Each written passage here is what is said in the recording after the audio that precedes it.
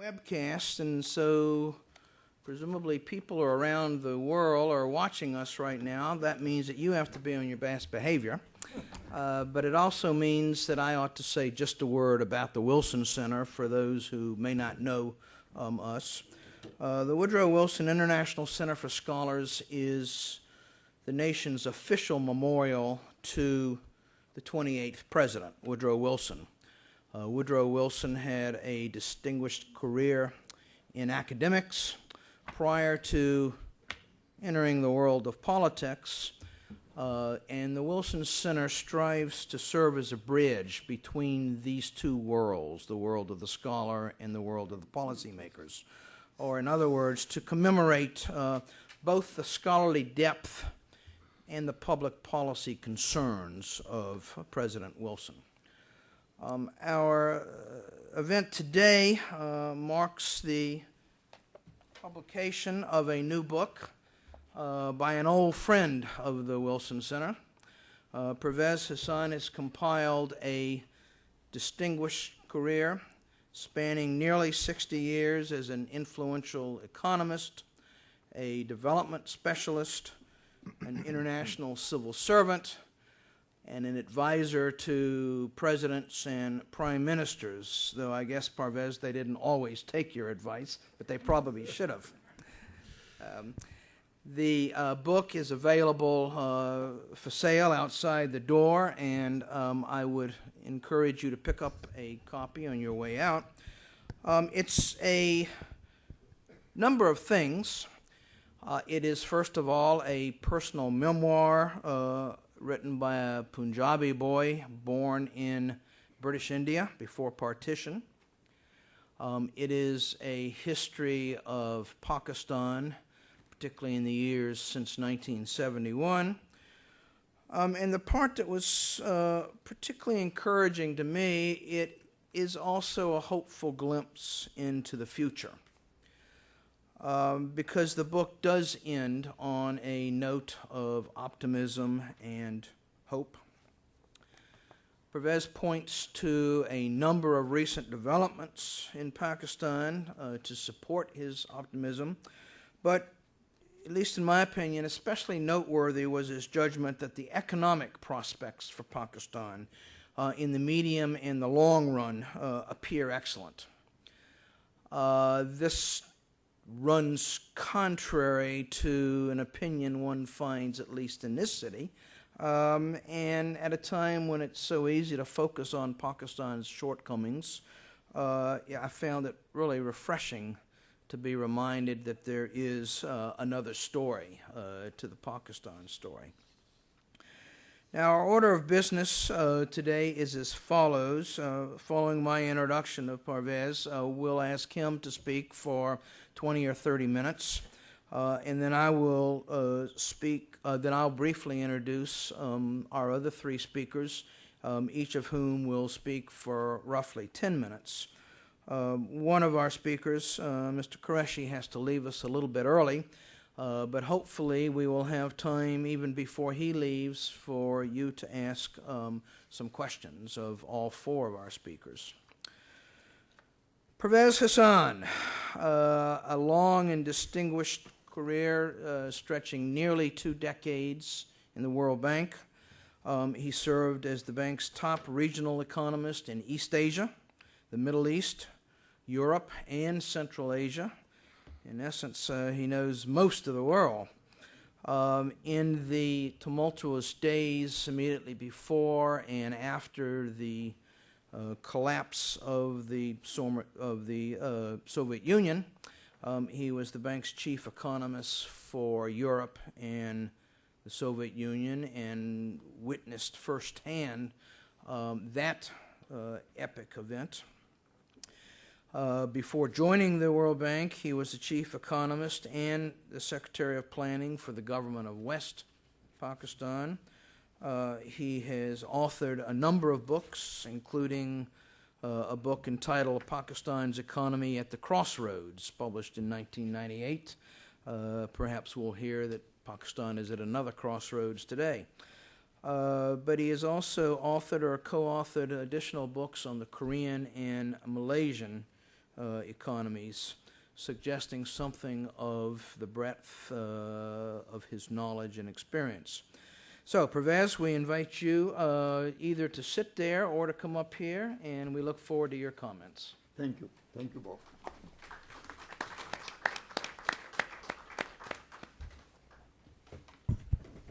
Thank you, Bob, for a very kind introduction.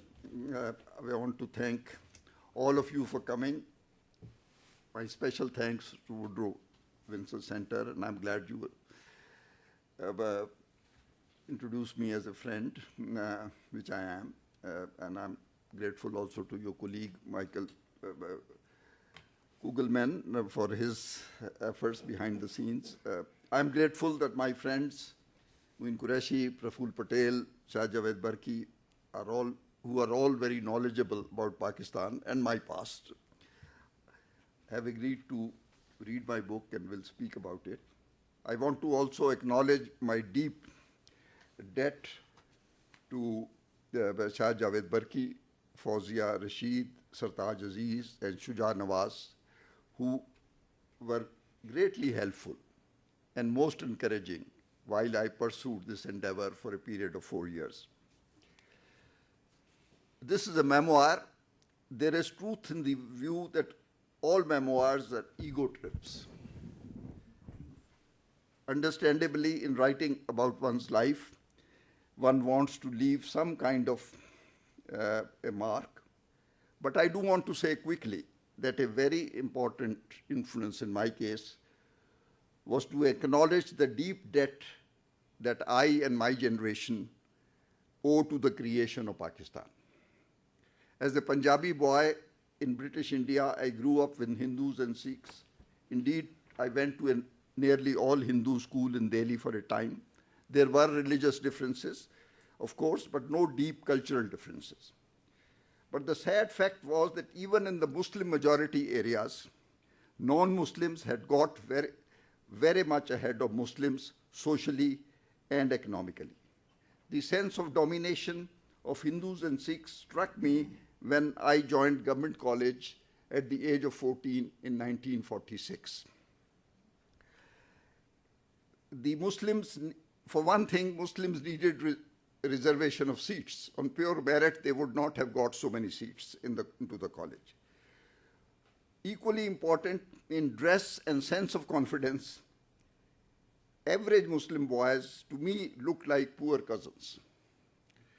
The incidents of which I have to talk about incidents, that real life incidents. There were Hindus. As I said, I went to college with the Hindu Sikhs for a year. And a Hindu a boy who became a good friend asked me one day very casually what my career plans were. And I had not studied science, so I was not going into engineering, and I was not going into medicine, so I learned something about seeking the civil service exam. He sort of dismissed me. He was not impressed. He said, he was also a 15-year-old kid, and we were in intermediate, the first 2 years of college, and he said, but I am going to the US for aeronautical engineering after my intermediate. My mouth literally fell open. I had not heard of anybody going to the US for studies. As a middle-class boy, maybe the more well-to-do knew about the US, but I had not heard aeronautical engineering as a discipline. Engineering was a high enough goal. Anyway, so I do believe that creation of Pakistan was probably the strongest affirmative action in the 20th century. I do want to tell the younger audience here, that is almost everybody here, except with one or two honorable exceptions, that you can't imagine the opportunities that the creation of Pakistan and the large transfer of populations across the borders opened up for Muslims, especially persons like me that were just finishing their education at partition. The elite in Pakistan and its prosperous diaspora have a living standard and a lifestyle that were totally unimaginable half a century ago. I say this with personal experience, and I believe would not have materialized to this degree in a united India. My own life story is thus intertwined with the history of Pakistan, and that explains the title of the book. On surface, most important turns in my life were triggered very much by good luck or fate, though I did make some fortunate choices of my own. But in the bigger scheme of things, these choices and these turns had a great deal to do with the political changes that took place on the subcontinent. In my remarks, I would take the liberty of both quoting from the book and generally reflecting on my life expectations. Let me start with the role that the element of chance played in my career choices. It was the summer, and more importantly, in finding a life partner. It was the summer of 1948. I had done my intermediate. I had done well in the college, but I was sort of a loose end on what subjects to choose for BA. I had not studied economics in the first 2 years. And then, in a moment, sort of rare moment that shapes one's future, I got hold of a book on the stalls, on the pavement stalls, bookstores that had grew up after partition for a small sum. And that book was on the economics of India. And I started reading it and it seemed appeal to me. And then I sought entry into the BA, and Professor Rashid was very kind to agree to let me start BA classes in economics, even though it was, I had not studied in the first 2 years, but because he thought I was a good student, I could handle it. So this was a pure chance. 2 steps, picking up a book, Professor Rashid saying, okay, you can join, and I might not have been an economist, which is a profession. I don't know what else I would have done, but I really have enjoyed being an economist. Another incident which deepened this search, I had been elected to the presidentship of the University Economic Society, and the first governor of the state bank, Mr. Zahid Hussain, was in town, so 2 of us went to him and asked him to come and spend an afternoon with us at high tea and speak to the graduate students. He very kindly agreed. He not only spent the afternoon, but talked about his ambitions about the building a career economics discipline in Pakistan. And he spoke very proudly about his small research department, of which Mr. Aziz Ali Muhammad was one of the 4 or 5 members at that time. But he made a very subtle but very effective sales pitch, career pitch for us to think of joining. In the summer of 1953, Mahbubul Haq, you might have heard of him, I'm sure you have, and Muin Bakai and myself were selected through an exam to the state bank. But this was not a final career decision for me.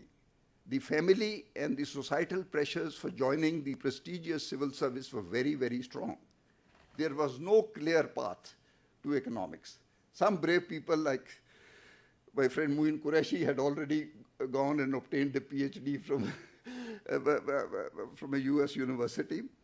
But the rest of us had their eyes on the CSP. But what decided this, what tilted the balance was my interest in policy analysis, and the carrot held out to me for a year's training program in US, a year 54, 55, long time ago, which I write about joyfully in my book. I went to Yale on my own initiative with a scholarship, I think again because of Pakistan. A young country had a lot of friends. But I tried to hurry it through the doctorate program in 2 years. Why? Because somehow the career in Pakistan seemed more important. I was actually made an offer to join Yale economics faculty, and I quickly declined.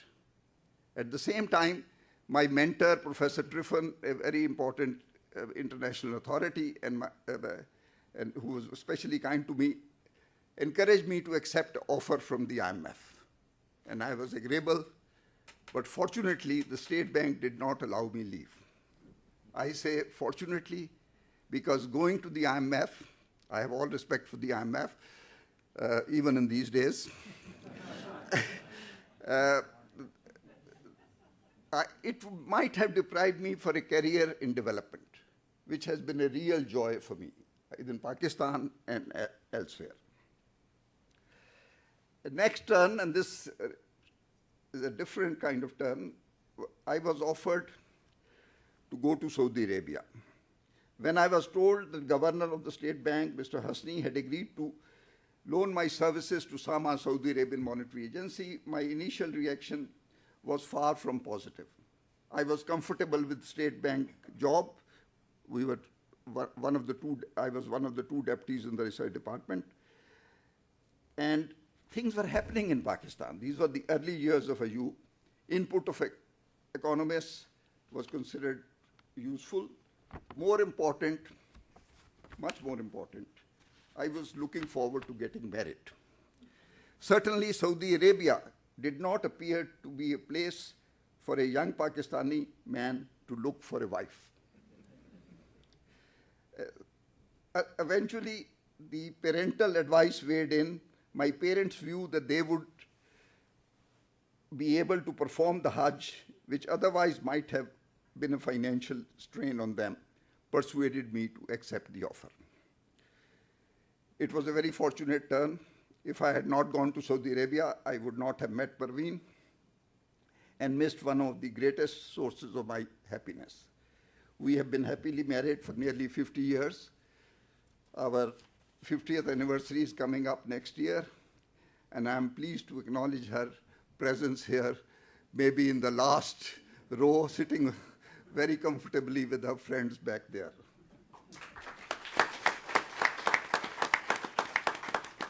But I do want to also say that the offer from Saudi Arabia to become an economic advisor to SAMA before I was 30 would probably not have happened in the first place without an independent central bank of Pakistan.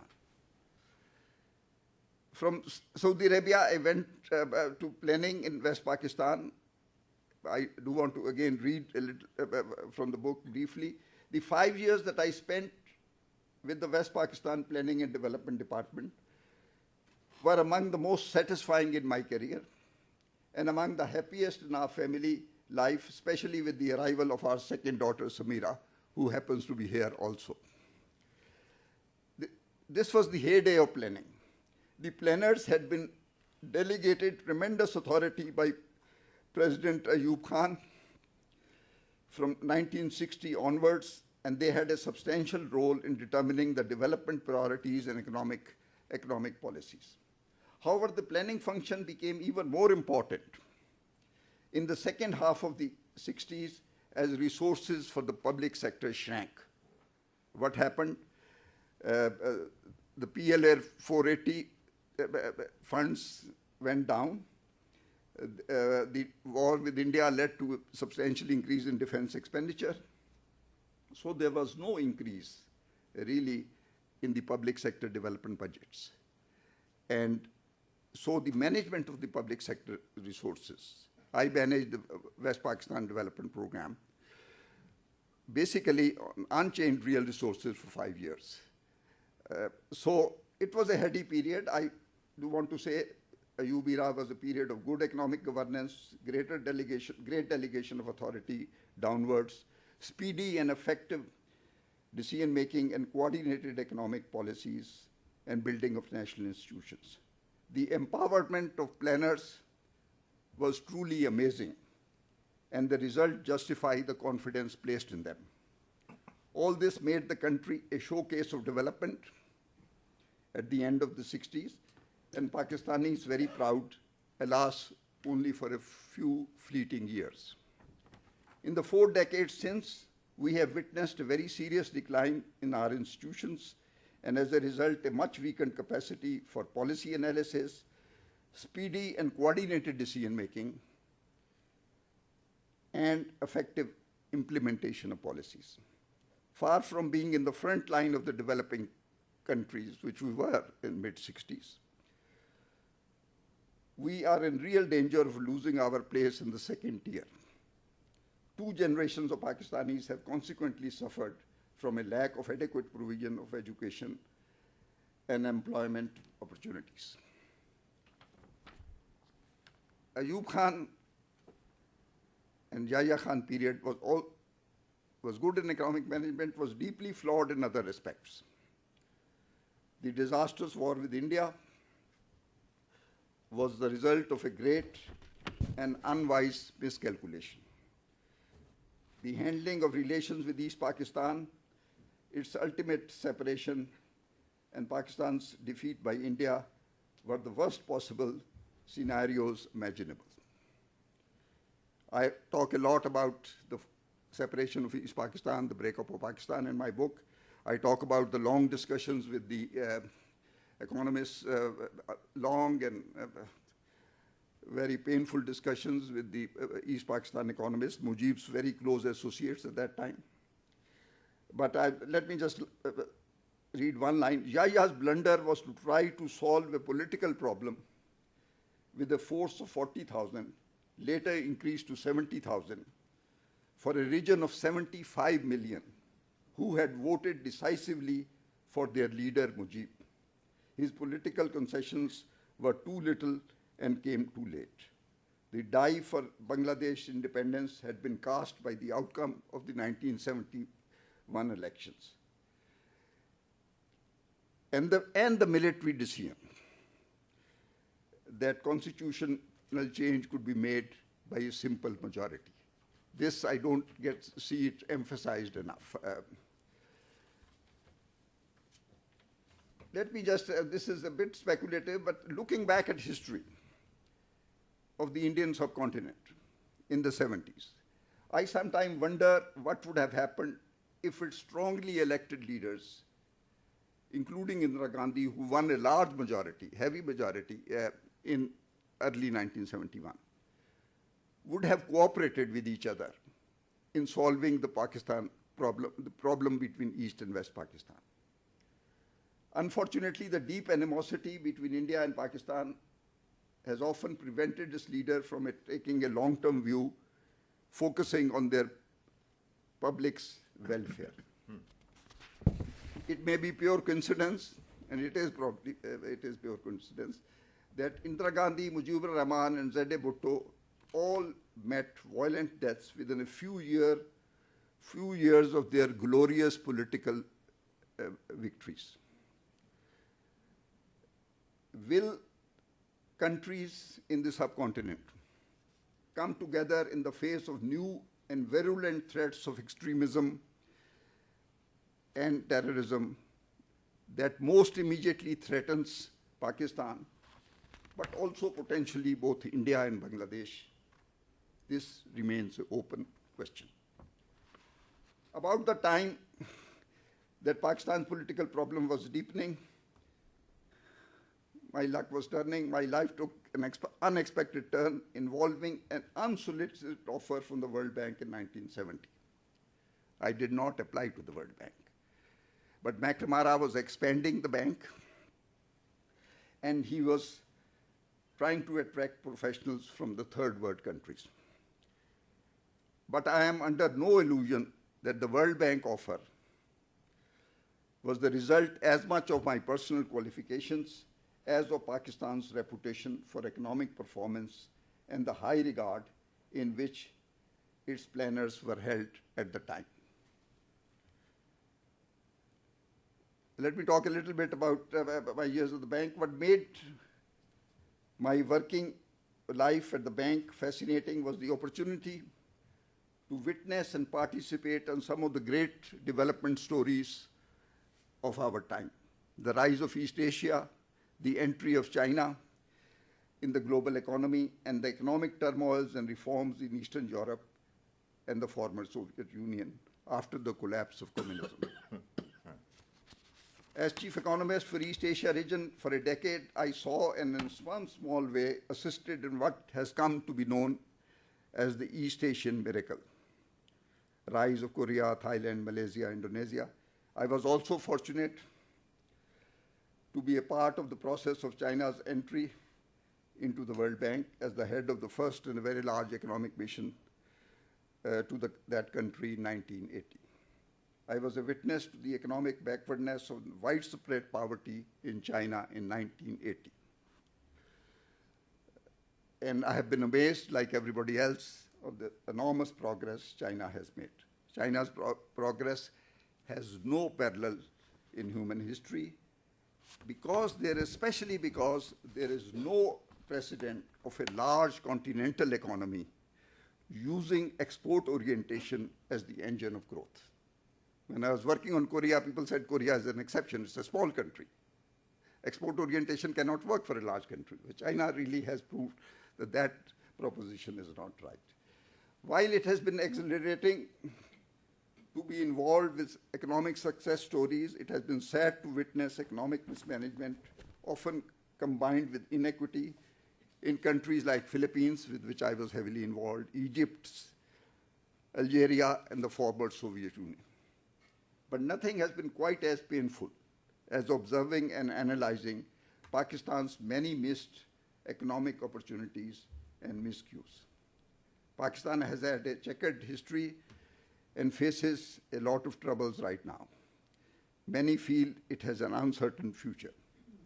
The well-to-do and the governing elites have failed in their social responsibilities. Tax collection is pitiably low. Public education is a mess. Population control was not seriously pursued. The balance between defense and development became increasingly lopsided, starting with the disastrous 1965 war, which I've already mentioned. Pakistan missed several opportunities of export development, and governance and law and order have been on a downward slide for quite a while. Yet, let me recount how much Pakistan has achieved despite these missteps. Pakistan's population has grown six-fold since independence. Its average living standard is 3 times that it was at the creation of Pakistan. It is about average, or slightly above average for developing countries. It does not match. I think it's close to India if you take 60 years together, but I'm not sure, maybe Javed Barki can correct me, but it certainly is below East Asia and certainly China. The country has a nuclear deterrent. It has a vibrant and growing female presence at all levels of society. A free media, though perhaps not sufficiently critically informed and objective.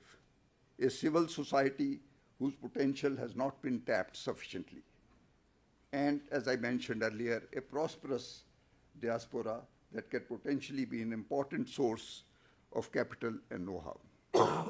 Yet we have existentialist threat from the extremists and the terrorists who are misrepresenting and distorting Islam as a religion. But they are able to exploit and feed on the serious inequities and injustices in the society. What will it take to turn things around in Pakistan? First, one must admit it's difficult to say. But learning from the past mistakes and learning from the success stories of development elsewhere would be a good start. And I hope my book will, in some small fashion, help in this regard. On a more general level, I would offer 3 rather obvious thoughts for shaping a better future. A change in the mindset about relations with India is absolutely necessary and must be linked with the need for a much better balance between defense and development. Second, a much better balance between investment and consumption. In 2005, China's per capita income in purchasing power parity terms were double that of Pakistan. These are very reliable, good numbers from the World Bank. But private consumption in China per head was lower than in Pakistan because they were investing a lot more. That's not true anymore. They have grown sharper and consumption has grown, but it's a thing to ponder. And much of that consumption is skewed upwards, to the higher income groups. And of course, exploitation of the great potential of agriculture, manufactured exports. I don't believe money will be a problem for Pakistan, provided security and governance issues are resolved. I want to elaborate a little bit about the first point, which is really the critical point, the relations with India. The cost of confrontation has been very high. I want to quote from a para from my book before sort of closing, making a final summation. One is tempted to speculate on what might have happened if defense spending, which at its peak in 1970 was 7% of GDP, had been half the level that it was, and the resources were allocated to social and economic development. And there would have been regional cooperation, regional integration. It is not frivolous to suggest that Pakistan's economic growth rate over this long period of 40 years, from 1970 to 2010, would have been 2 percentage points higher than it actually was. It was 4.5% per annum. Overall growth rate, it could have been 6.5%. This is my strong feeling, making the assumptions that I have made. 2% growing it for 40 years would have been meant at double the economic size that we have today. And as a parenthesis, with double the economic size and half the defense spending, we would have the strained defense establishment that we have today. So I think this is what my worry is, that this may not change. My hope is that this will change. Finally, the driving force has to be an enlightened, honest, I know I'm using very many adjectives, committed and strong leadership which tackles the extreme threats, extremist threats, curbs corruption, discourages conspicuous consumption, increasing accountability, and stresses merit in all appointments. What a big agenda. So I can quickly say how we will get from the present position to this ideal, I do not know. But I do hope, like others, that the introspection about recent international events like the Arab Spring and elimination of Osama bin Laden would lead Pakistan to do some serious rethinking about its future. Thank you.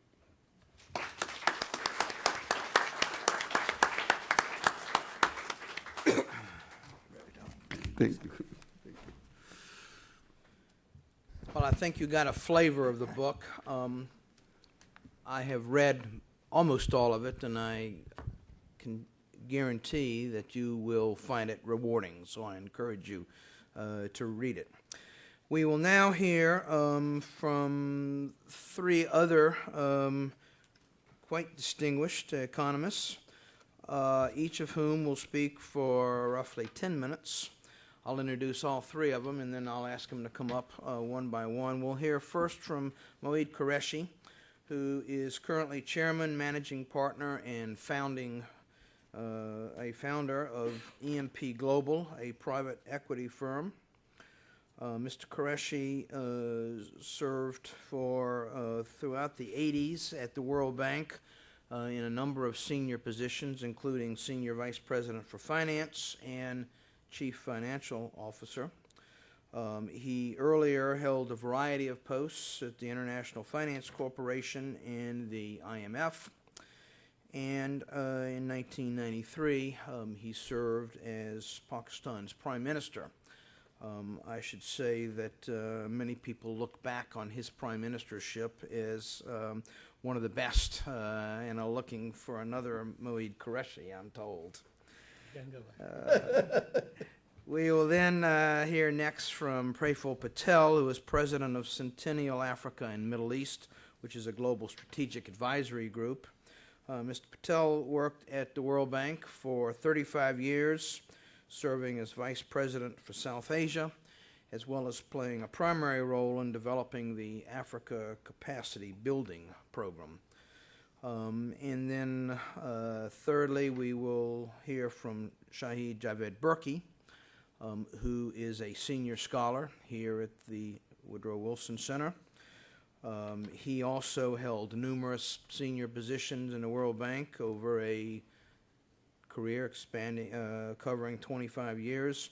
He was Vice President of Latin America and the Caribbean, Director of China Operations, Director of International Relations.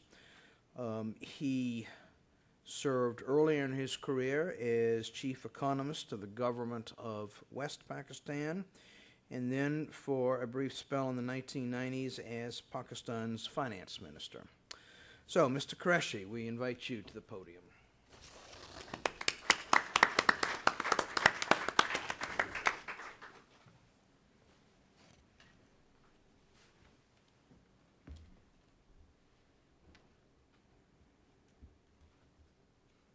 Thank you, Mr. Hathaway.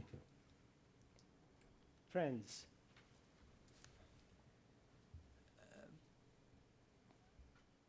Parvez is quite right. Memoirs are difficult to write.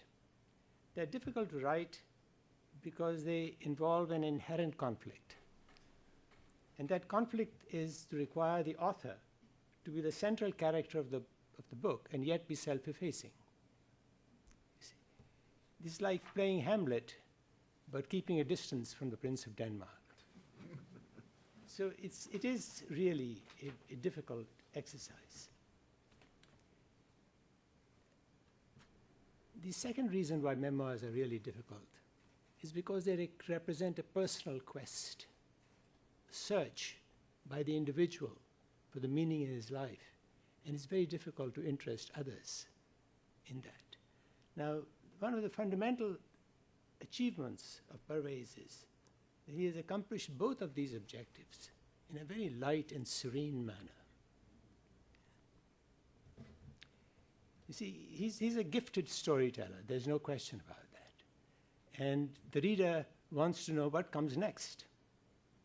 And that's the secret of writing a good book. So I want to pay a compliment to that. His memoirs include not only a glimpse of the Punjabi environment in which he spent his formative years, but they also chronicle the events leading to the establishment of Pakistan. And he discusses, I might say, I was quite staggered by the amount of information that he can recall with such precision and clarity. So in any event, I think he discusses not only the development of Pakistan, but also the forces behind the economic and social transformation of Malaysia, of Korea, and the spectacular developments of the Chinese economy. And these are interspersed, as chronicled, with the developments in Pakistan. I must say I would be remiss if I did not also acknowledge the fact that he provides an excellent sightseeing guide if you wish to see the various places of antiquity in the various countries that he visited, then he is a very, very good and effective guide. But personally, I'm particularly grateful for Parvez for having a chapter on his Punjabi childhood and his years in Government College, Lahore. Since I grew up in the same environment myself, I can empathize with much of what he says about how these early experiences shaped the way in which my generation looks at later events and developments.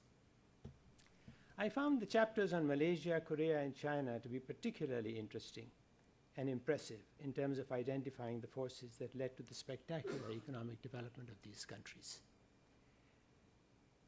I do not want to belittle his role in Saudi Arabia and Central Asia, because I know that Parvez and the late Mr. Anwar Ali were undoubtedly able to have enormous economic influence on policy and institution building in Saudi Arabia.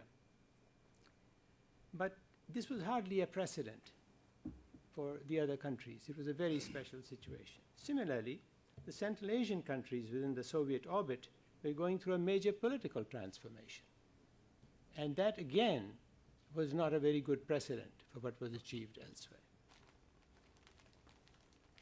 In the three countries, Malaysia, China, and Korea, the public sector played a central role in stimulating and supporting economic development. And Parvez, as the World Bank's representative and one of the principal interlocutors, was able to have a great deal of influence on policy. I have a few general comments on the programs in these countries. The three countries could be described, at least for much of the period under review, as authoritarian governments. Would it be correct to accept the notion that authoritarian governments can be both good and bad, but that good authoritarian governments can be quite helpful for economic development? My own view is that authoritarian governments can often accelerate economic development, but generally they do not have a long life. And therefore they do not provide for sustained economic development. Now, China is a notable exception to that. I also believe that while the economic transformation of some of the key emerging market countries is an impressive and visible phenomena, and Parvez has described these forces with great authority, the strategic and political implications of this transformation for the global society have yet to be unraveled. That's work in progress. And I hope that he can be persuaded to write a sequel to his book to try to examine some of those influences. In describing the reasons for China to join the World Bank, Parvez has this to say, and I quote, "I believe the major motivations for China to turn to the international financial institutions and to open up the country to direct foreign private investments were to seek the help of the international community to upgrade its technological capabilities, to get expert advice, and to benefit from rapidly growing international trade in manufactured goods." I'm sure these were important reasons for the Chinese decision to join the World Bank, but I would add two more. The desire to oust Taiwan from its seat in the World Bank as representative of China was certainly a very important one. And second, the strong feeling of the Chinese authorities that it was the right time to establish orderly and peaceful relations with the United States. And membership in the Bretton Woods institutions provided them with an appropriate channel to achieve that objective and strengthen their relationship with the international financial community.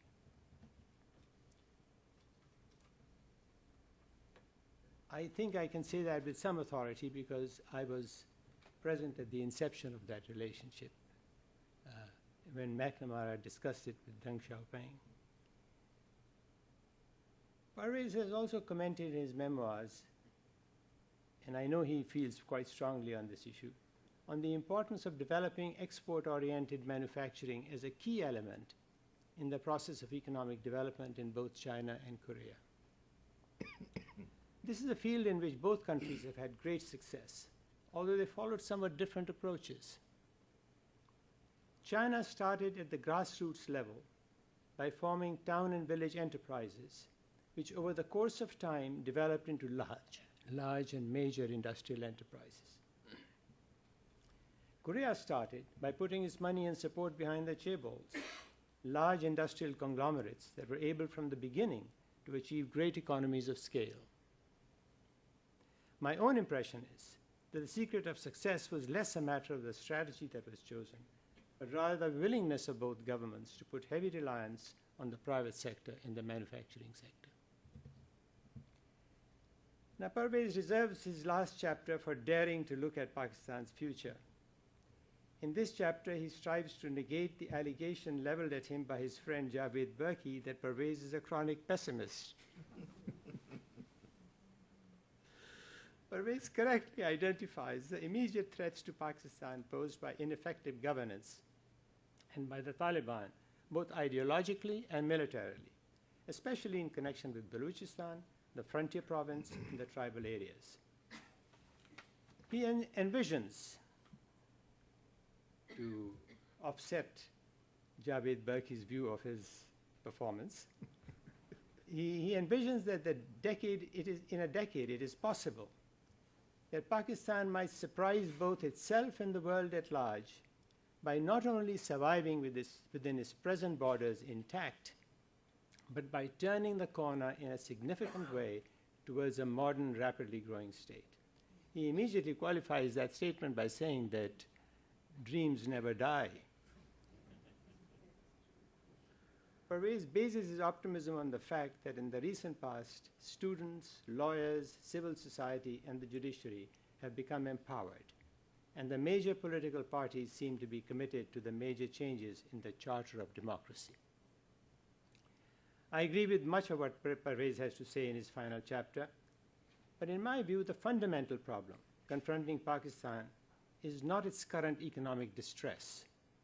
I am confident that the economic malaise now affecting Pakistan can be eradicated within the next 4 to 5 years, given strong leadership and a sound policy framework.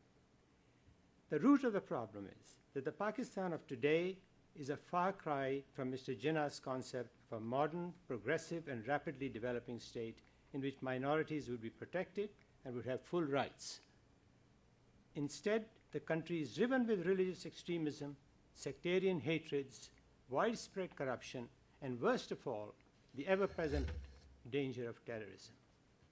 No wonder that people are demoralized. They have lost their faith in the system of governance, and there's a crisis of leadership. In these circumstances, as Pervez correctly says, most threats to Pakistan's territorial integrity are internal threats. They are not external threats. In my view, the optimistic scenario which Pervez has delineated will occur only if Pakistanis are prepared to face up to the fact that, as a soldier in a cartoon that I had once seen, who had set out to find the enemy, said, "We have found the enemy, it is us." There is one aspect of Pervez's personality that I was not aware of. Pervez is also a bit of a philosopher. At one point in his memoirs, he refers admiringly to Mr. Muhammad Shoaib, of whom I too am an admirer. He says, he was a great believer in profit as a motive for the fountain spring of human behavior, next only to love. Now, I have rarely heard the competing attractions of profit and love described so succinctly. There is one revelation about my generation, and though somewhat younger, Pervez belongs to the same generation, that struck me forcefully as I read his memoirs.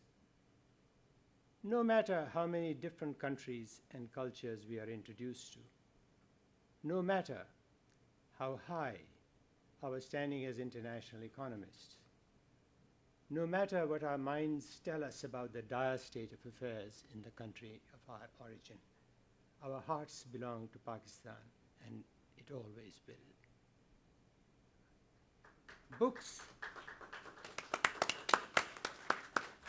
Books and men, someone once said, are alike.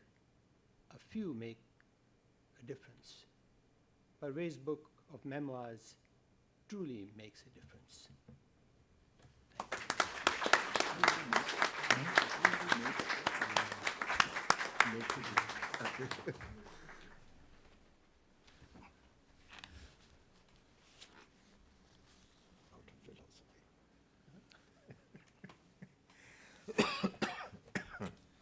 Thank you. Thank you very much.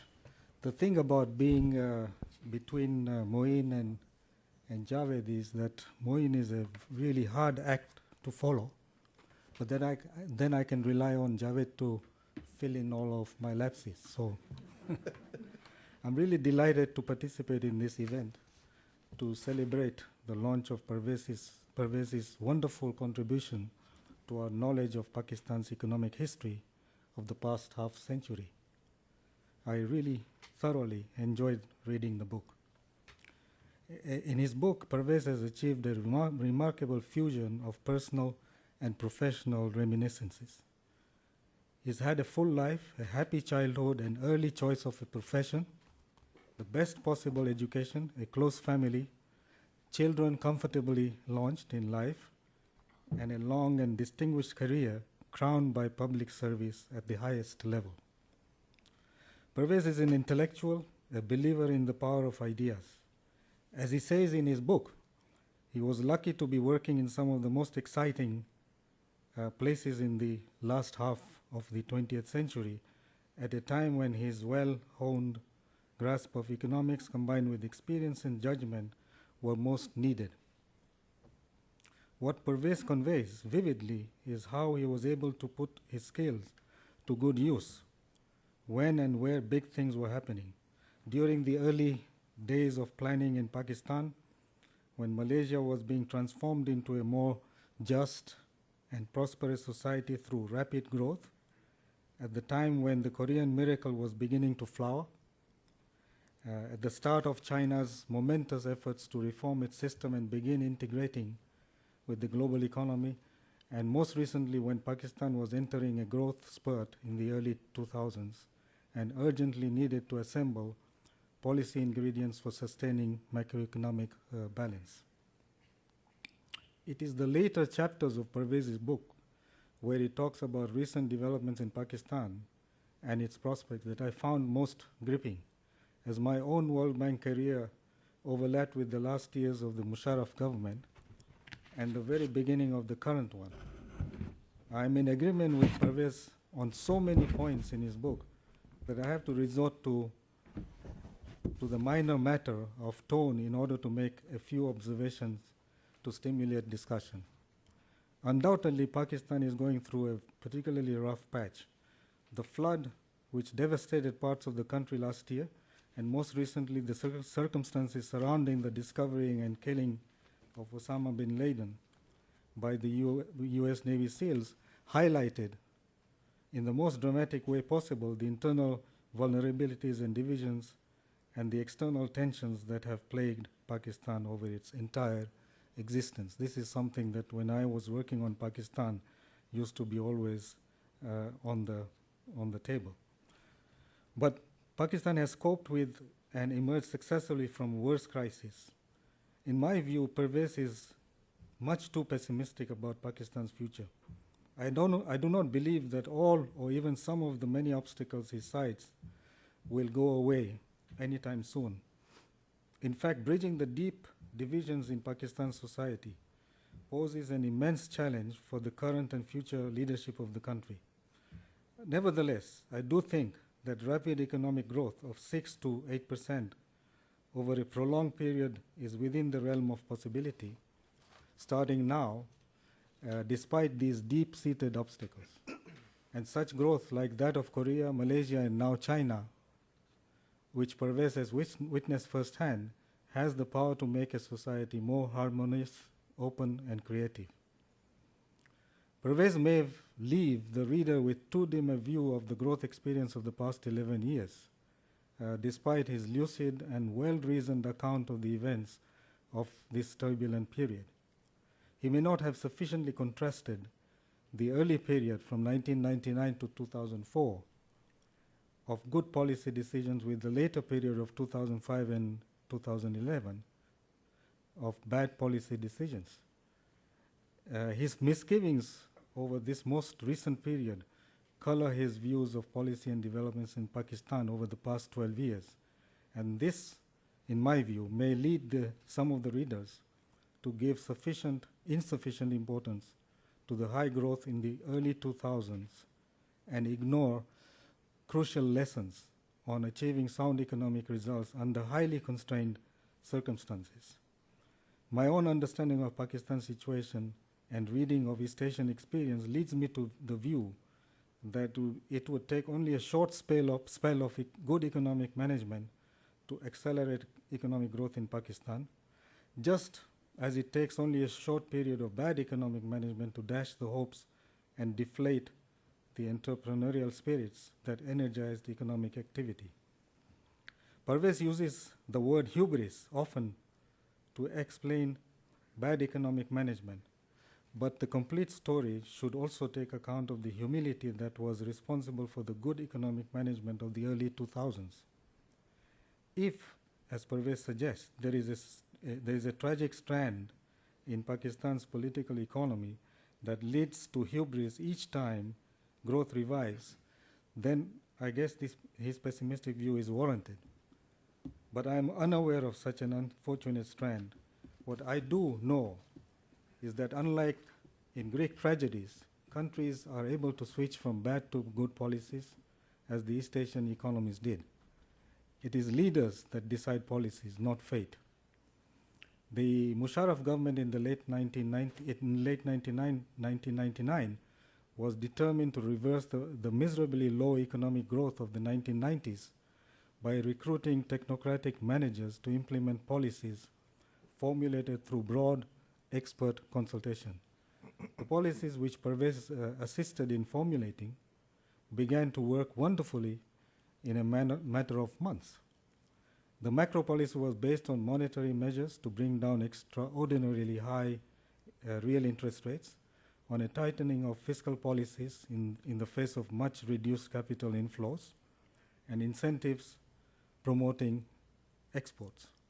These policies, especially with regard to exports, effectively parried the pleas of the usual special interests for subsidies and protection from domestic and global competition. As a result, interest rates fell to low levels, large-scale manufacturing output expanded using existing underutilized capacity, and exports rose. Then the completion of the sale of formerly nationalized commercial banks, along with the introduction of a modern commercial banking culture brought by Pakistanis with overseas experience, started a retail credit financing boom, which greatly increased sales of cars and consumer electronics. The liberalization of the telecommunications sector by dramatically expanding choices and reducing costs triggered a massive increase in demand and investment in connectivity. And on top of this came the very big rise in workers' remittances from abroad following 9/11. This not only extended and deepened the growth of internal demand for residential construction, it also increased capital market liquidity and foreign reserves. And these current transfers and capital account financing dwarfed the increase in official foreign assistance. Rising domestic demand eventually induced domestic investment in modernizing and balancing investment, and later in new capacity. By the year 2005, it was obvious that expansionary policies were causing the economy to overheat. Several of the key economic variables that had improved during 2000 to 2004 started to head south. Now, the need was to slow demand and tighten credit. And this is the point in the story where the good policies were abandoned. There was no lack of understanding and advice from within and outside Pakistan on what to do and how to do it to return to macro balance. But the country's leaders at the time, who had listened very carefully to such advice earlier, became overconfident and saw no need to rein in demand when each day brought more anecdotal evidence of continuing boom.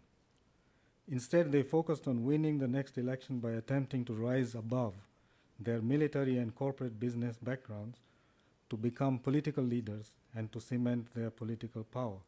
They ignored repeated advice that now was the time to raise interest rates and tighten credit. They also ignored the growing alienation of those parts of society that were not benefiting from the consumption boom, mainly in the rural areas. By 2005, the winning streak was over, and economic and political strains caused by avoidable policy neglect paved the way for a return from abroad of the discredited leaders of the wobbly governments of the 1990s. Pakistan's feudal and patronage-based party system failed to groom leaders capable of producing a majority in the assemblies. And the economic situation went from bad to worse in 2007, exacerbated by spending in advance of the 2008 election along with the food and fuel price spikes in the world markets.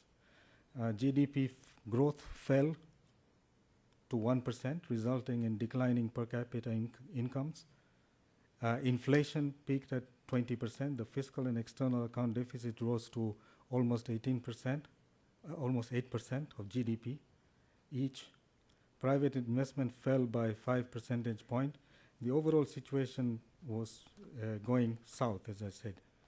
It is not that Pervez ignores the earlier and later parts of this story. Indeed, he narrates the entire story very cogently. But by lumping the earlier and the more successful innings of the Musharraf government with its later failures, and the disappointing performance of the post-Musharraf period in a single narrative, he arrives, in my view, at an excessively bleak view of the past decade and of future opportunities. So I agree with Javed on this. My sense is that the policy failures of the past few years were avoidable. A leadership with vision, a listening ear, and a capacity to read the economic signals and to make sound decisions could have minimized the economic travails which Pakistan has undergone. Such leadership, were it to be forthcoming, could take the country forward into a brighter future. And there can be no dearth of political leaders in Pakistan, but until now, able individuals with a vision and a capacity to lead have had great difficulty in piercing through the politics of patronage and personal privilege. My belief is that Pakistan will find the leaders it needs and emerge from the current crisis with the kind of resolve and dynamism that enabled countries such as Korea and China to catapult themselves within a matter of years into the front ranks of the industrialized countries. And I know from my personal conversations with Pervez that he also believes the same. Thank you very much.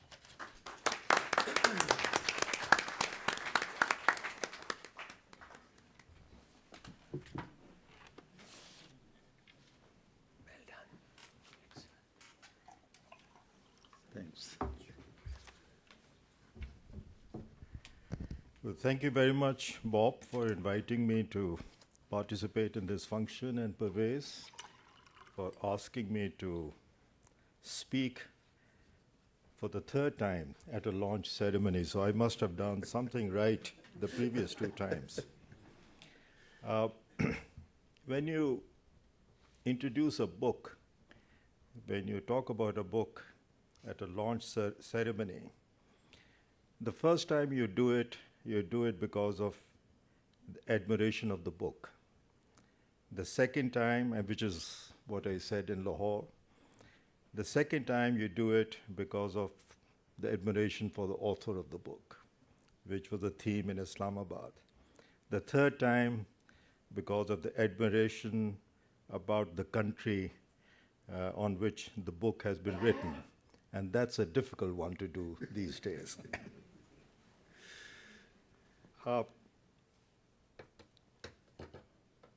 Let me first say a couple of things about my long and a very, very pleasant association with Pervez and his family. I don't know about him, but I have learned a great deal from Pervez over the years that we have been associated. I came to know Pervez when he arrived in Lahore in the mid-60s to take up the newly minted position of Chief Economist, Government of West Pakistan. I was then Deputy Secretary Foreign Aid in the province's Planning and Development Department. This was the same place that also housed Pervez. Although I did not report to him, I was a witness to the effort he made to get accepted by a government dominated by then powerful civil service of Pakistan, the CSP. I was a member of that service, and some of his members did not react kindly to those who invaded this space from the outside. But Pervez managed to carve out a role for himself and played an important part in bringing both substance and discipline to the management of the economy of West Pakistan. How that was done is an important part of the story he tells in the book. And since this is a book about history, I think that part in particular should be read by those who have some interest in developing an understanding of how Pakistan has grown over the years. Pervez left Pakistan for the World Bank the day West Pakistan was broken up into 4 provinces, and I took over from him as the chief economist of the Punjab. I stayed in that job for a few months before I also left for the United States. My next association with Pervez was in the winter of 1971, when he brought me down from Harvard University to work with him as a consultant for contributing a chapter on poverty in a major report he was doing in the Philippines. I went with him and his team to Manila and other places in the country, and in the process developed an enormous respect for his ability, particularly for developing a deep understanding of whichever country on which he happened to be working at that time. Not only that, Pervez was able to give very, very sound policy prescriptions to the people that he worked with. I have always admired his ability to look at some facts, look at the information that has been provided to him, and come up with very, very sound analysis. I joined the World Bank in 1974, but did not have any professional contact with him. My only professional association with him was in 1977, after General Ziaul Haq had overthrown the government of Prime Minister Zulfikar Ali Bhutto and wanted to change the course set by the socialist regime. Bhutto's policies were not well thought out and had sent the economy into a tailspin. Pervez and I were called in to advise the new government on how they could correct the course and set the economy back on the trajectory of growth. Pervez claims, and he has a much better memory than I have, that I called him a pessimist, but presented myself as an optimist to the president. Be that as it may, we were a very good team, and we covered most of what needed to be covered in that very brief dialogue with the government at that time.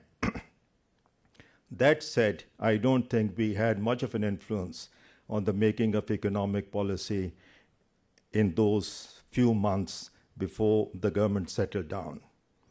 My fourth professional association with Pervez is the one that is ongoing at this time. He and I are on the Executive Council of the Institute of Public Policy, a Lahore-based institution affiliated with Beacon House National University.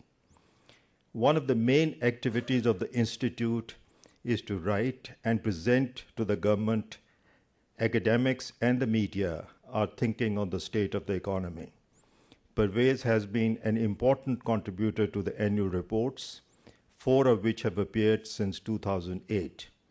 We released the latest report on April 25 with the hope that it will be read by the policymakers as they begin to formulate proposals for the budget of 2011-2012.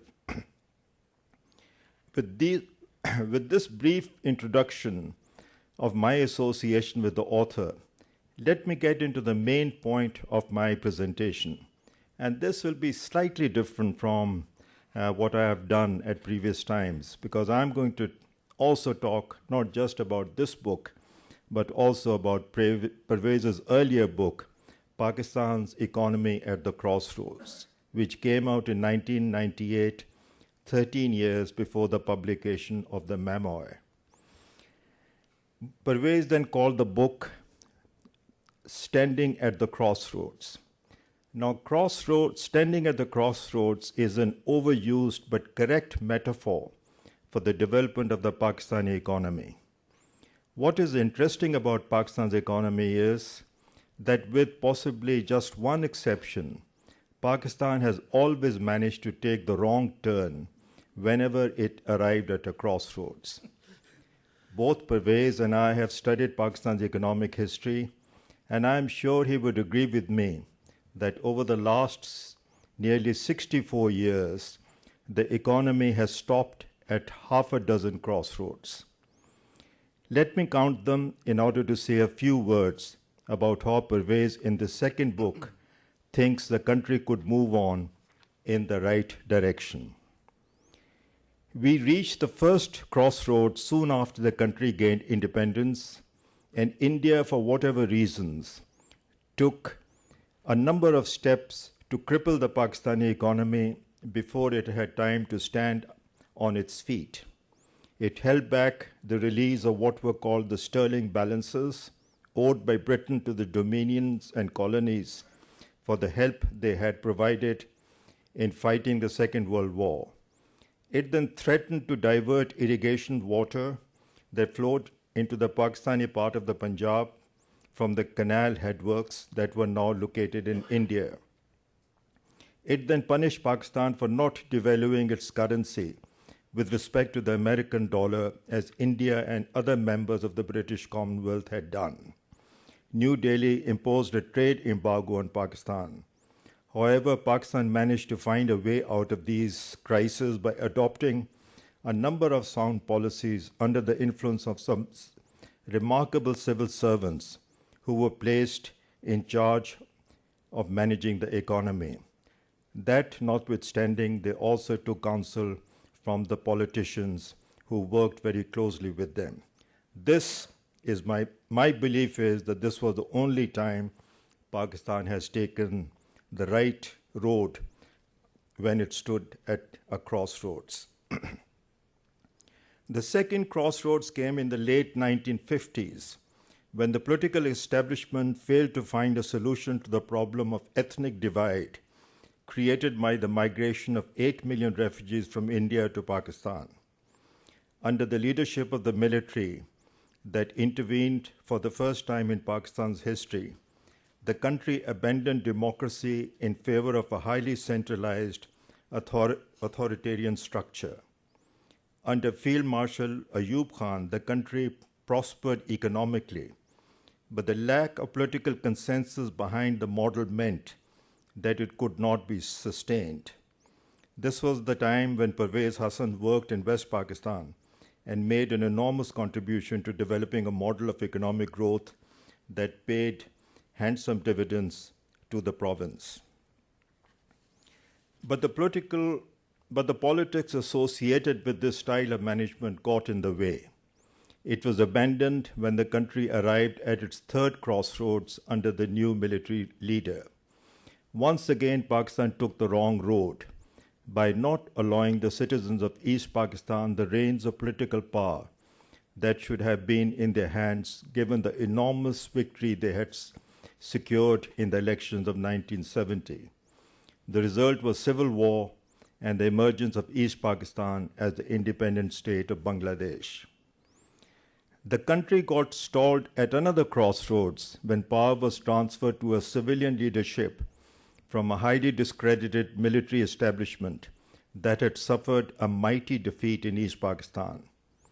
However, the country took the wrong economic road by bringing the state into economic management at a time when it had demonstrated its weakness in playing that role in many countries, especially across the border in India. As Pakistan was going downhill, Pervez Hassan had begun his work at the World Bank, producing important reports on the Philippines and South Korea. He drew the right lessons from these analyses, that the state had an important role to play in economic management, but not as the owner of economic assets. It should be a friend, a guide, and a champion of private enterprise, not supplant it. Under Bhutto, the country had gone entirely in the wrong direction. The 9/11 terrorist attack on the US brought Pakistan to another crossroads. General Pervez Musharraf, now the country's president, readily joined Washington in what was then called the War on Terror and received in return an enormous amount of military and economic aid. This was mostly wasted on the economic side as the country went on a consumption binge that temporarily raised the rate of GDP growth but left deep faults in the structure of the economy. For the sixth time by my counting, Pakistan stands once again at another crossroads. There are many directions in which it can go, but only one is the right one. That will keep the political system in the hands of the elected representatives of the people, make the military and security establishment responsible to the legislative branch of the government, make public officials responsible to special purpose institutions that will have the power to investigate and punish all those who abuse people's trust, introduce a fiscal system that will yield enough resources to pay for most of the growth in the national product the country needs while bringing about better distribution of income and wealth, and finally introduce tolerance and respect for all the people, no matter what is their faith or disposition. The conclusion one reaches after reading Hassan's book is that there is a great deal of wrong with the economic state of Pakistan. However, Pervez does conclude with optimism, and Moin Qureshi has already quoted from the passage that I'm going to quote once again. He says, given the multifaceted economic and political problems, the revival of economic growth to a level that would ensure an adequate rate of job creation and some progress towards reducing the present high incidence of poverty appears an uphill task and perhaps more difficult than at a time in the past. It is easy to be pessimistic about Pakistan's future, but I believe that it is quite possible that in a decade Pakistan might surprise both itself and the world at large by not only surviving with its borders intact, but also turning a corner in a very significant way towards a modern, moderate, rapidly growing state. Hassan has hope for Pakistan's future. How could that happen? This is the subject of the last chapter of the book, and again the one from which Moin has quoted at some length. One of the main messages of the book is that Pakistan's current policy makers must engage the country with the world to move away from the isolation into which many circumstances have thrust Pakistan, and to focus on turning international trade into a major driver of economic growth. Development economics is not a discipline that lends itself to pessimism. Both Hassan and I believe that the right path can be taken even from the most crowded and difficult to negotiate crossroads. Thank you.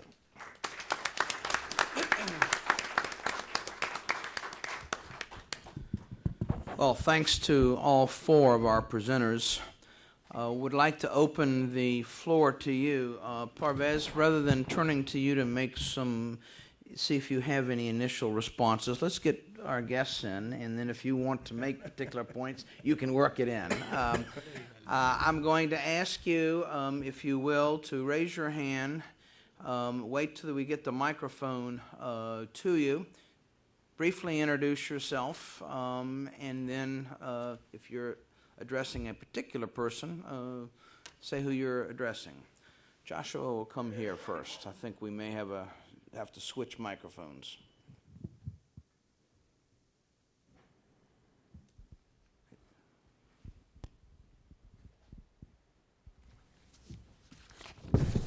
I have a question. We're going to ask you to introduce yourself. My name is Akmal Alimi. I'm a retired journalist, now edit a community newspaper published from New York. I have a question to three of the Punjabi boys who happen to be the top brass of Pakistan's economy. Shortly before they spoke here, before us, the chief executive of the majority Punjab province in Pakistan announced that he is breaking his begging bowl from today. That means he will not accept any foreign aid after today. Now, I wanted to ask the three gentlemen if they think that Pakistan can survive without foreign aid, and if a provincial chief minister, can stop the inflow of foreign aid. Who would like to start that? Okay. Okay, let me let me be the first one to respond. The arithmetic is not in his favor. If the idea is to have a rate of growth of around 7 to 8% a year, which is what you need in order to give employment to the people who are entering the workforce, and also to reduce the number of people who are already counted as poor, then that kind of rate of growth will not come about unless you have a fairly significant infusion of capital from outside. And that infusion of capital will take two forms.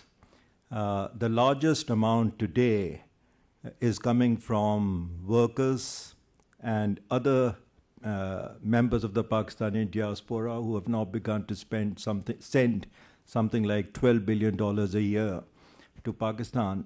And the second big chunk is coming from the IMF.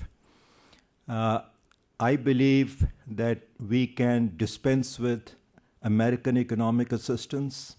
It is almost insignificant when it comes to the total economic aid that goes to Pakistan. But Chinese aid is very significant. It is becoming very large.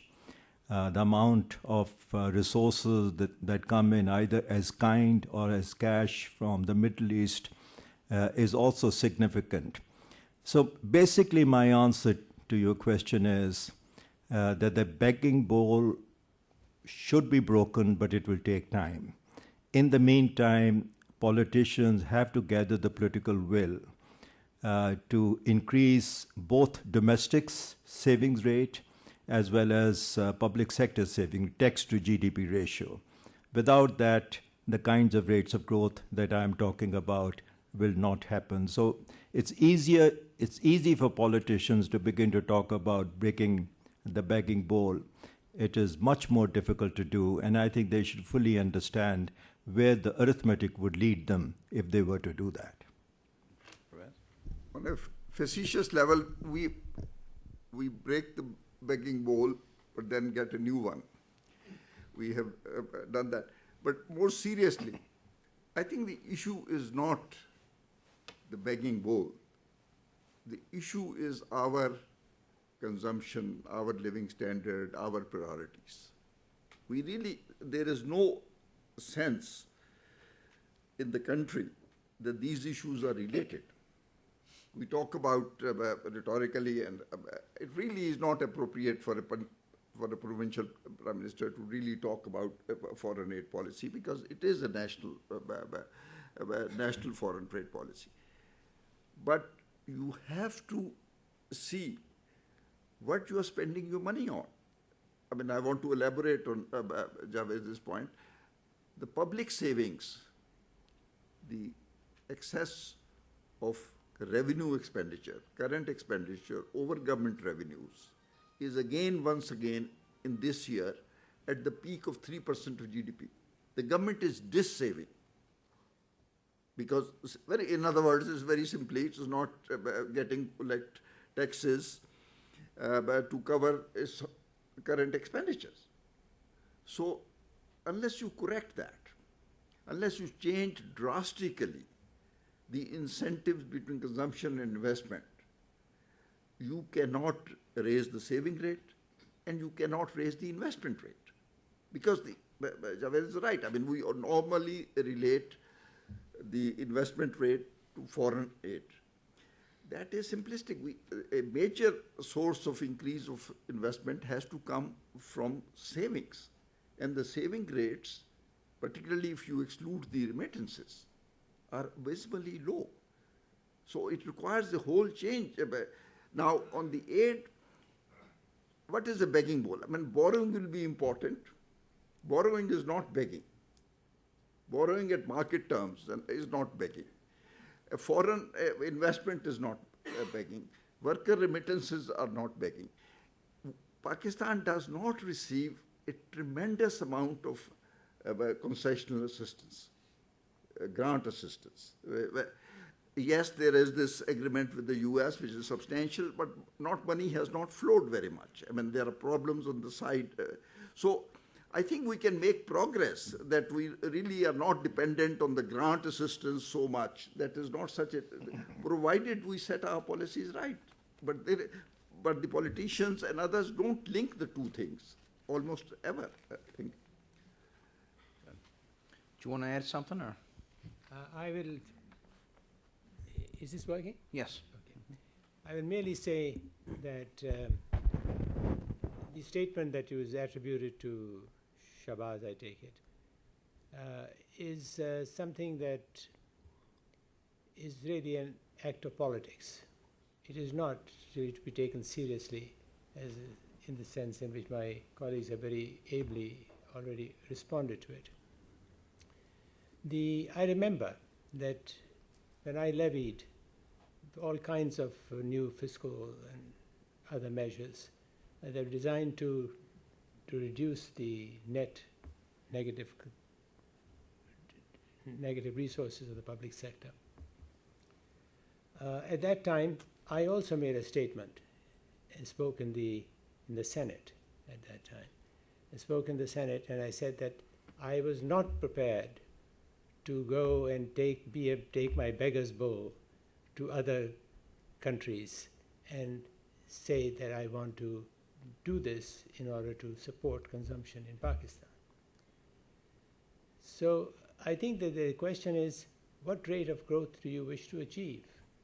Javed is quite right. 7 to 8% is a necessary rate of growth in order to meet basically the growth in population, to meet basically a margin that you need in order to provide for additional investment and so on and so forth, and savings. So I think that this statement must be the result of either the government feeling somewhat weak and feeling that they have decided they have to make some kind of a strong arm. You said something when you asked this question. You said, I want to ask the 3 Punjabi boys. I want to tell you that the Punjabis, I happen to be a Punjabi myself, so there is a saying about Punjabis, Pakistani born, Punjabi born rather, Punjabi born, Punjabi bred, strong in the arm, weak in the head. We've got a question here. We've got several over here, and then we'll come back to this side of the room. My name is OAS Sadat. I'm a retiree of the World Bank and a colleague of Pervez. Pervez, my congratulations on what seems to be a wonderful book, and I'm going to definitely read it. My question harkens back to 1960 when you said that the Planning Commission was at its pinnacle and everybody respected the Planning Commission. But yet, the majority of the country thought that the Planning Commission was an instrument of exploitation by arrogating resources from East Pakistan. And as an instrument of exploitation, and the people who were heading the Planning Commission at that time with their models of economic growth were actually contributing to the inequity between the two wings. And the majority of people in East Pakistan held the Planning Commission in very low esteem and actually considered it. So I hope I'm going to read a little bit about that in your chapter. But has Pakistan, my question, forward-looking question really is, that has Pakistan really learnt any lessons from this, particularly in its planning, in terms of dealing with other provinces? I know the National Finance Commission there, the Punjabis, and I dare say that because I'm a Punjabi myself, have shown a little bit of open-mindedness.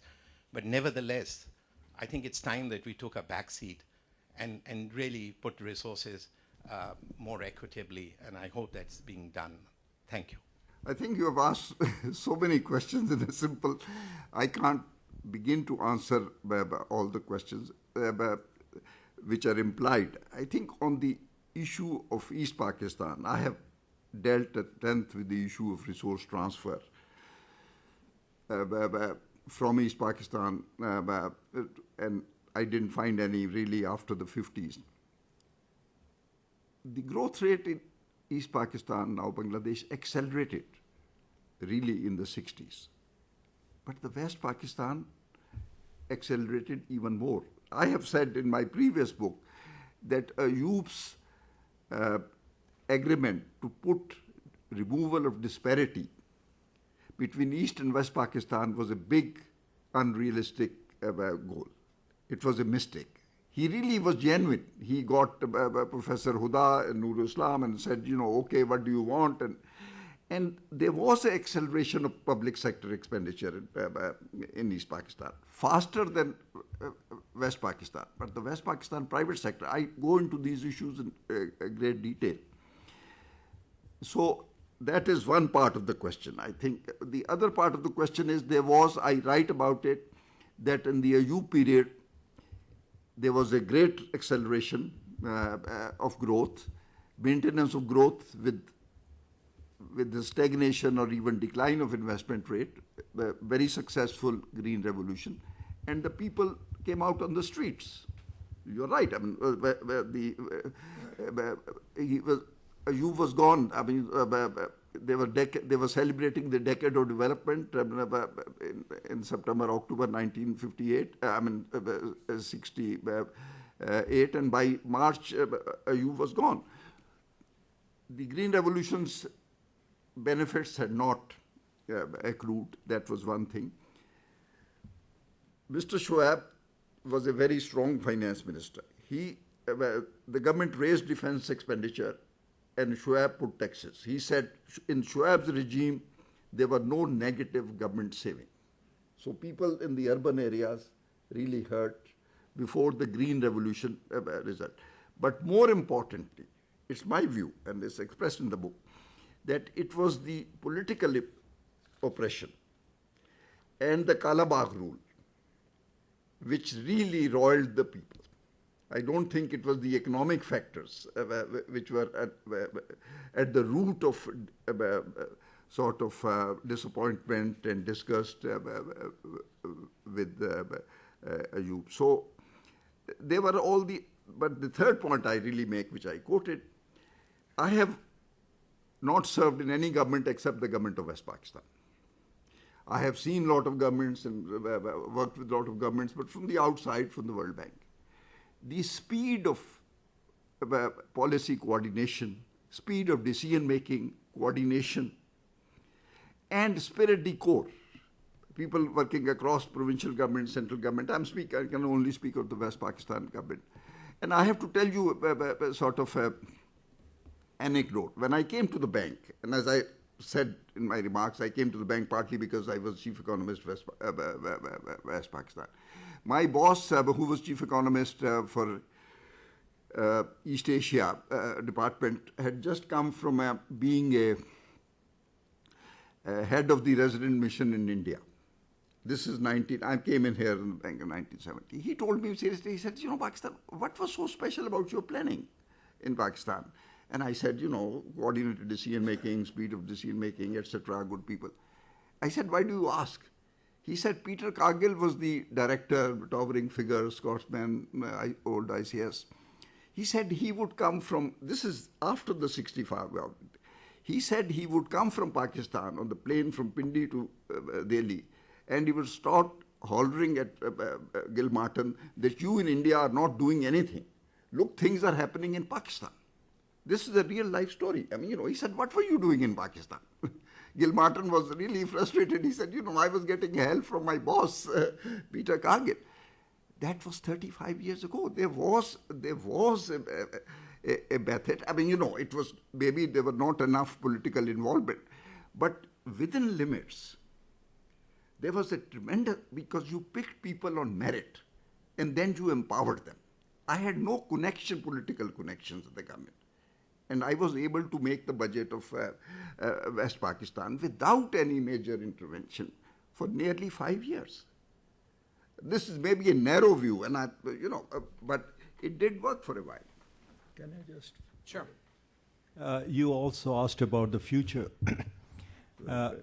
My view is that what's happening in Pakistan is very close to a revolution in the sense that two developments have taken place. National Finance Commission Award, in which the share of the provinces has been increased by 10 percentage points.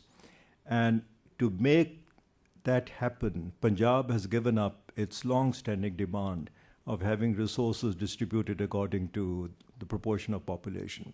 And they've accepted formulas in which other provinces have been accommodated.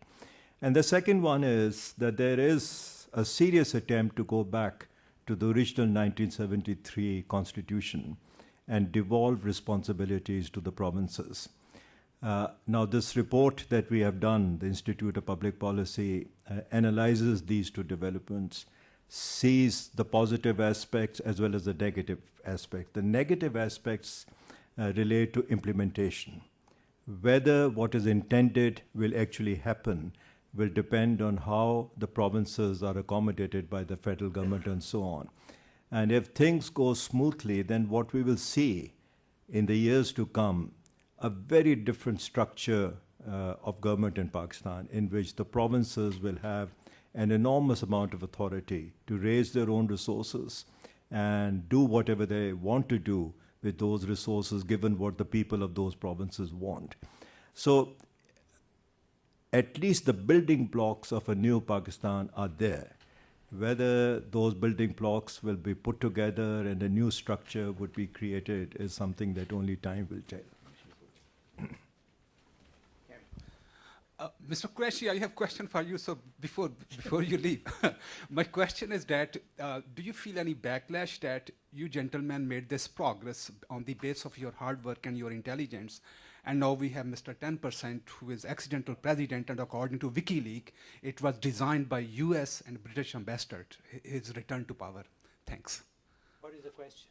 My question, do you feel as a backlash being a Pakistani that, what kind of people are ruling that country now? No. No? Okay, thanks. Back here, Joshua. My name is Akhil Rahman, and I'm an adjunct professor at Georgetown University in the area of cancer therapeutics, nothing to do with economics or World Bank. Parvez, congratulations for having such a nice biography and having so much passion for Pakistan. I have a very simple question for you. In your experience while you were working for the government and when you were in World Bank, was there ever a national economic policy in Pakistan? Well, there were national policies in Pakistan in the sense, the 60s started with development being the most important priority. Most people don't realize it. Pakistanis played their card well. Shuja is here.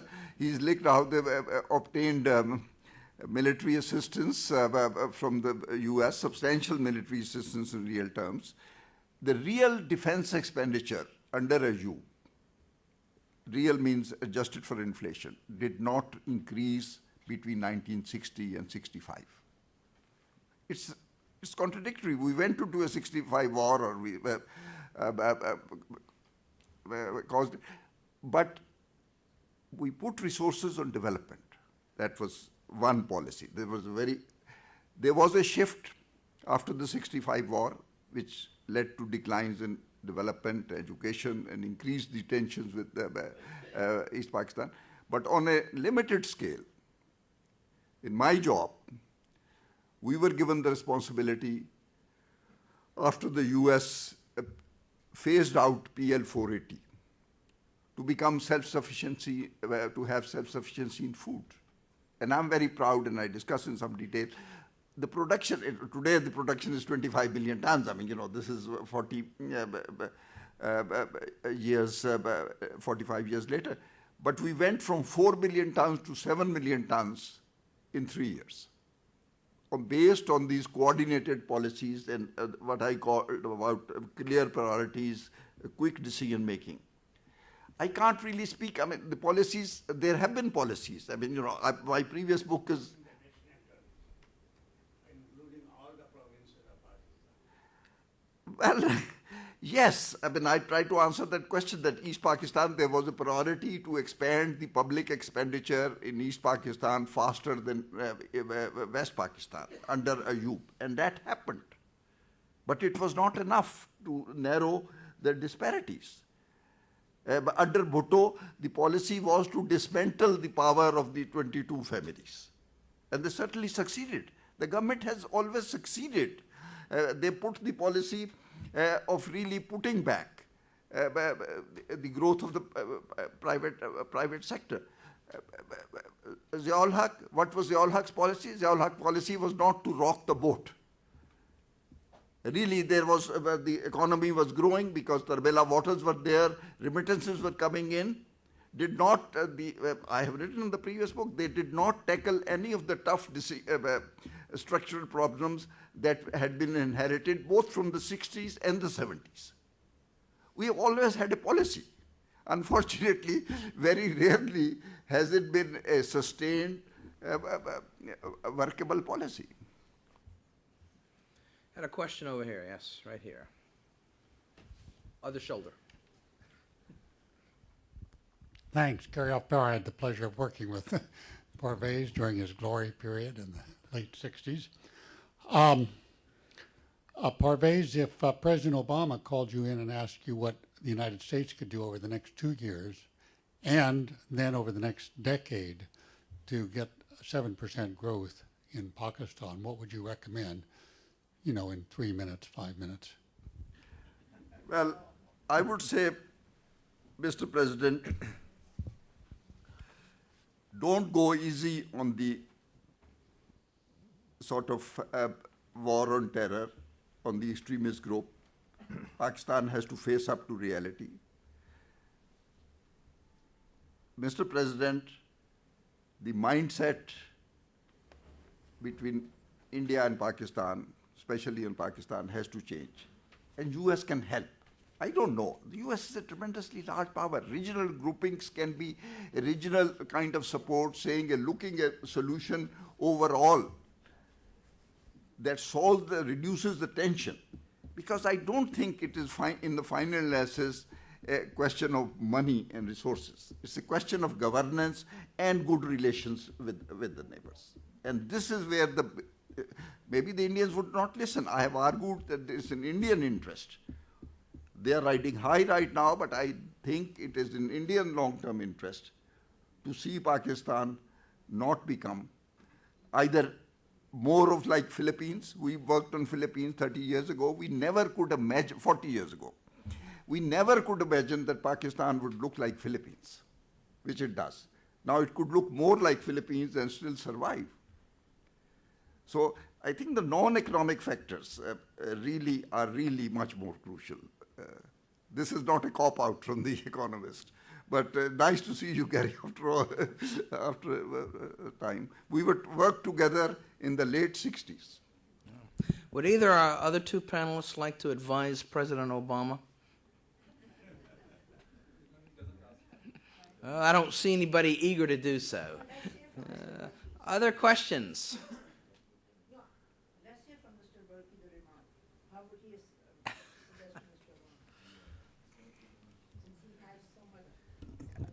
I think my answer is not very different from Parvez's. For me, it is absolutely critical to improve relations between India and Pakistan. Having a working relationship between the two countries and having trade and movement of people and movement of information between the two countries will do a great job for Pakistan. I've always believed that one thing that happened to Pakistan, it was not intended, but it happened, was that in 1947, from a country which had a Muslim population of about 65%, we went to a Muslim population of 97%. The Muslimization of Pakistan changed the culture of Pakistan. If that transfer of population not taken place, we would have been a much more liberal society. We would have been much more accommodating of differences amongst various citizens of the country than is the case now. Some of that could be done not through a new exchange of population, but by letting India's liberalism seep into Pakistan conservatism. I know it's an unpopular thing to say in Pakistan, but I feel very strongly about this.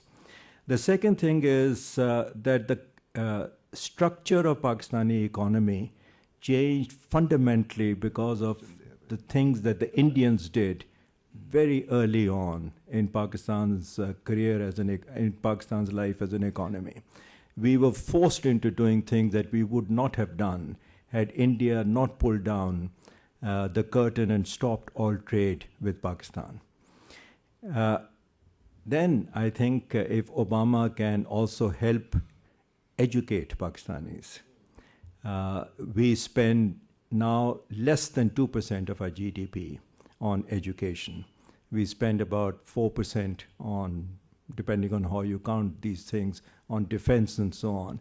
Peace with India would mean that we should be able to divert some resources from defense to education. And then finally, what is really needed is that Pakistan has to invest in its women. Pakistani women are extraordinary. When I go to Pakistani universities and meet with girls, students, as well as teachers, I find that they are much more motivated, they are much more hardworking, committed, dynamic, and so on.